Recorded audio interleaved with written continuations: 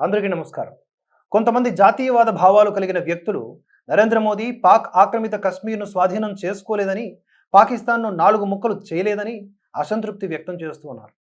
Congress party ఇప్పుడు అలాంటి వారి ఆలోచనలనే వాడుకుంటోంది. ఇందిరాగాంధీ గొప్ప నాయకురాలు అని చెప్పడానికి 1971లో 94,000 మంది పాకిస్తాన్ సైనికులు లొంగిపోయిన సంఘటనను ఉదాహరణగా చూపిస్తోంది. కానీ 1971 తరువాత ఇందిరాగాంధీ తీసుకున్న నిర్ణయాల వల్ల దేశం ఎన్నో సమస్యలను ఎదుర్కొంది.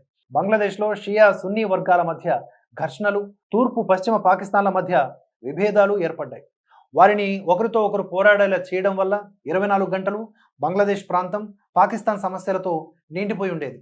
అప్పుడు వారంతా ఒకే దేశంలో ఉండటం వల్ల మనపై దాడి చేసే శక్తి వారికి ఉండేది కాదు. బంగ్లాదేశ్ సమస్య పరిష్కారం పేరుతో బంగ్లాదేశ్ను ఏర్పాటు చేశాక అక్కడి ప్రజలు భారతదేశానికి వలస రావడం మొదలుపెట్టారు. ఇందిరాగాంధీ చర్యల తరువాత కూడా వలస లాగలేదు.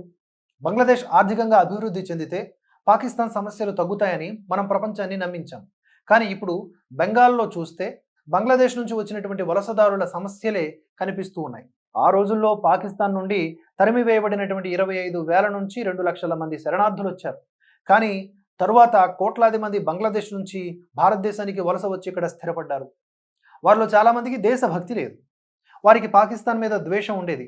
కానీ ఇందిరాగాంధీ వారిని భారతదేశానికి తీసుకువచ్చి సమస్యలు సృష్టించారు. ఇవాళ బలూచిస్తాన్ విషయంలో నరేంద్ర మోదీ భయపడుతున్నారు. చిన్న దేశాలు ఆవేశంతో ఏర్పడితే అవి ఎందుకు పనికిరావు. యెమెన్, సిరియా, పాలస్తీనా, లెబనాన్ వంటి చిన్న దేశాలు అలాగే ఏర్పడ్డాయి. అక్కడ తిరుగుబాటుదారులు, ప్రభుత్వాలు సరైన భద్రత లేకుండా పోరాడుతున్నాయి.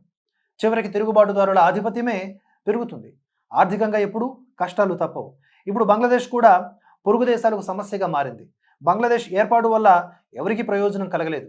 ఇందిరాగాంధీ పాకిస్తాన్ సమస్యలను మన నెత్తి మీదకి తీసుకొచ్చారు. 90,000 మందిని బందీలుగా పట్టుకున్నా ఆమె వారిని విడిచిపెట్టారు. తన పేరు ప్రతిష్ట కోసం మాత్రమే ఆమె అలా చేశారు అనడంలో తప్పేమీ లేదు. ఆ రోజుల్లో కాంగ్రెస్ పార్టీ 2 వర్గాలుగా ఉండేది. ఇందిరాగాంధీని ఒక వర్గం పక్కన పెట్టింది. ఈ సంఘటన తర్వాత ఆ వర్గం కూడా ఇందిరాగాంధీ పార్టీలో విలీనమైంది. దీనివల్ల ఆమెకు లాభం కలిగింది. కానీ దేశానికి కాదు. ఎమర్జెన్సీ కూడా ఆమె ఇచ్చిన బహుమతి.